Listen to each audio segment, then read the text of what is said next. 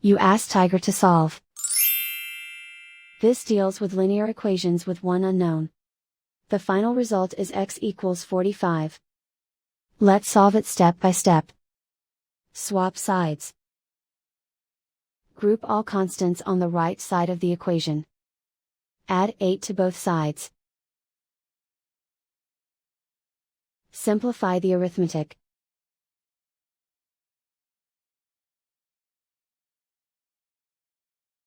Isolate the x.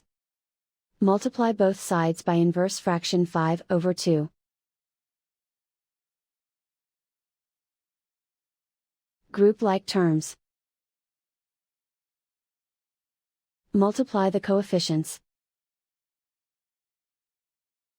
Simplify the fraction. Multiply the fractions. Simplify the arithmetic.